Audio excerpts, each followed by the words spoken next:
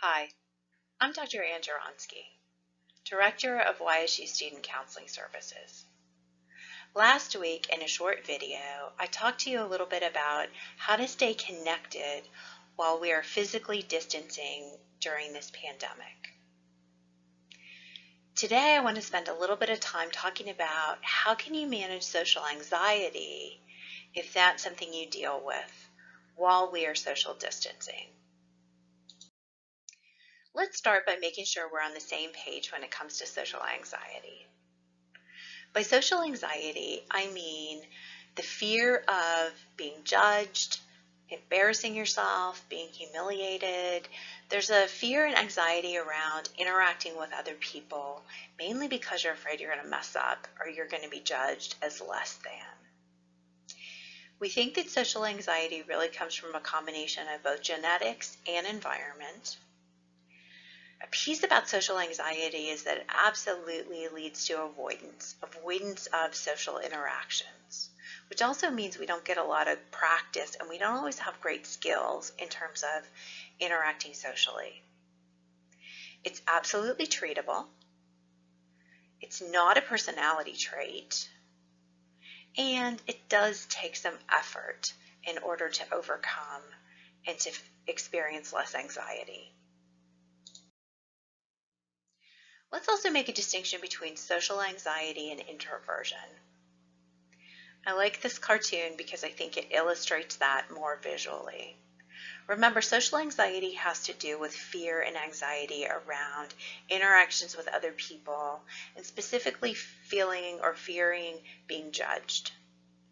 Introversion has to do with where people get energy. Some people get energized by interacting with other people. We call those extroverts. Some of us get our energy by being by ourselves or being calm or quiet without other people. Those we'd call introverts. So how do you manage social anxiety? Well, let's break it down into really 4 steps. The first step is really about recognizing.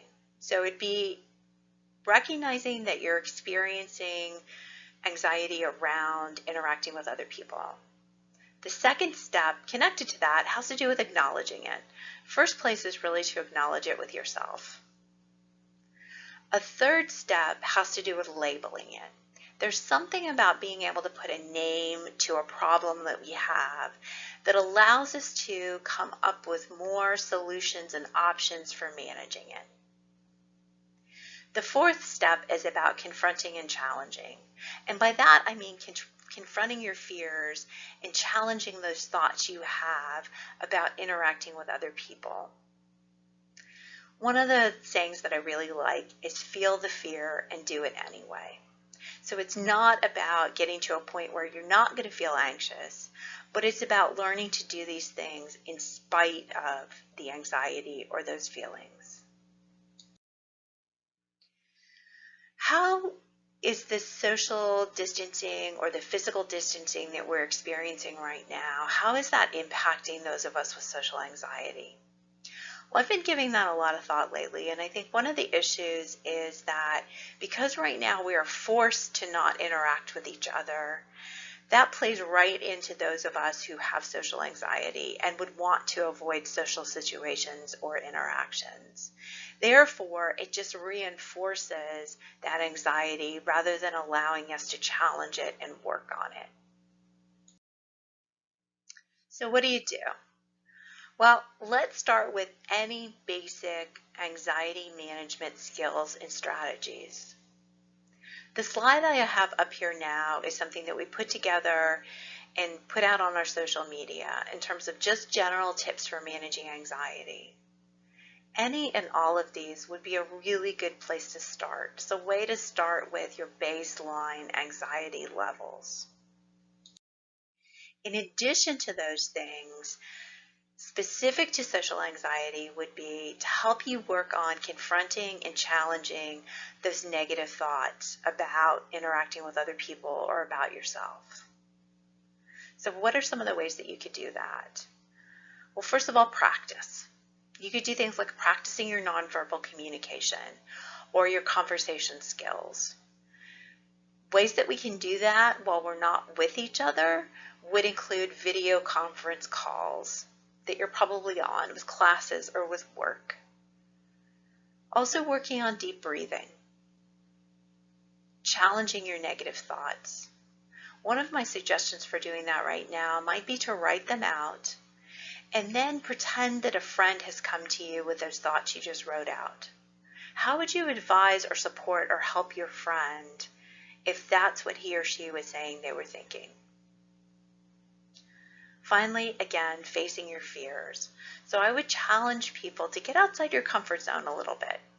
If being alone, being home, not having to interact with people right now is part of your comfort zone, I would encourage you to try one thing every day that asks you to challenge that a little bit, that asks you to be more socially engaged. Finally, what are some resources? Well, we encourage you to look us up at YSU Student Counseling Services. Check out our website. We're posting new things all the time. We're also on several social media platforms with some good information. We are happy to have a phone conversation with you. Right now we're doing phone consultations, so give us a call. We're happy to set one up. We talk more specifically about your particular challenges and what you could be doing about it right now. Finally, there are lots of virtual resources out there. The list that I have up on the screen is not exhaustive. These are some of the resources that before the pandemic you might have had to pay for, but a lot of the companies are putting their products out there for us to use free of charge at this point. So try something, practice a new skill, and stay well. We'll be in touch.